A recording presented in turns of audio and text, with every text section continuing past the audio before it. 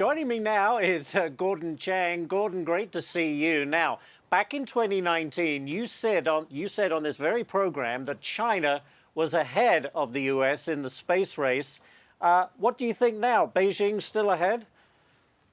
Oh, certainly not. We're probably going to go back to the moon sometime in 2028 with Artemis 4. The Chinese will be a year or two behind, maybe even more than that. And a lot of things have happened since 2019. Got to remember, Ash, there are two races here. There's a race to the moon, but there's more important, there's a race for the moon. In other words, to use the moon for economic, scientific, and military purposes. And since that time, President Trump has made it clear that we're going to win both of those races. And NASA has been invigorated, but more important, SpaceX and the other commercial ventures have really pushed us far ahead of the Chinese. Very good. Well, back here on Earth, last week, the FBI notified Congress about a cyber hack. They categorized it as a major incident. Fox News is told, by the way, that China is the culprit. I guess it's no big surprise. This happens, I would imagine, all too often. But how should we respond?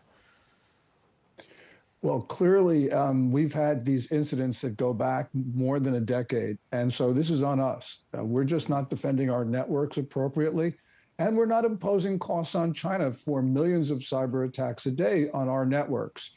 You can say the Pentagon is fair game, the FBI is fair game, but our commercial enterprises are not fair game. Our individuals are not fair game. And we need to impose some economic costs on China for doing this. We don't have to hit them back on cyber, and I prefer that we do not do that because I don't want to reveal our capabilities in the absence of an emergency.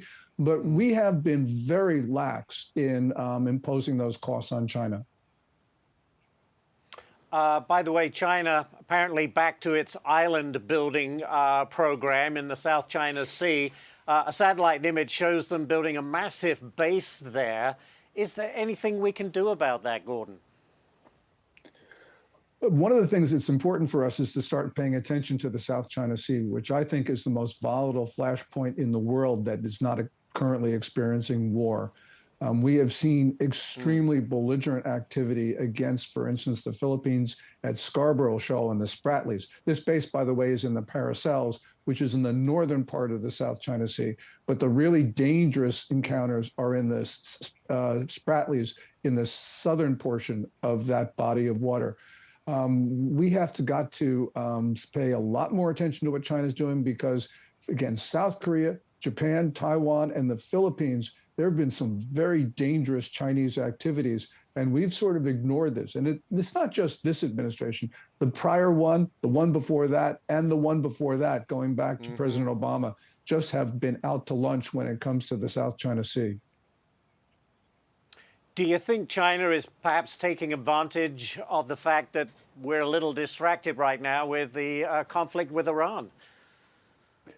Only a little bit. The problem right now in China is that the Communist Party, especially in the military, is being racked by these purges. Once purges start, they're very hard to stop. And this is not just China. We saw this in the Soviet Union. Right now, Xi Jinping has intensified purges, especially in the military.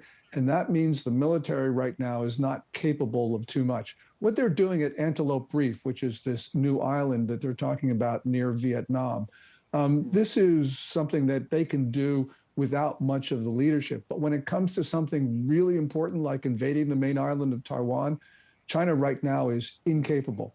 That's not to say they're going to be incapable forever, but right now they are not able to do a combined air, land, sea operation against the Taiwanese. Very interesting. We'll have to leave it there. Gordon Chang, great to see you, Gordon, and thanks for taking the time to chat with us today, as always.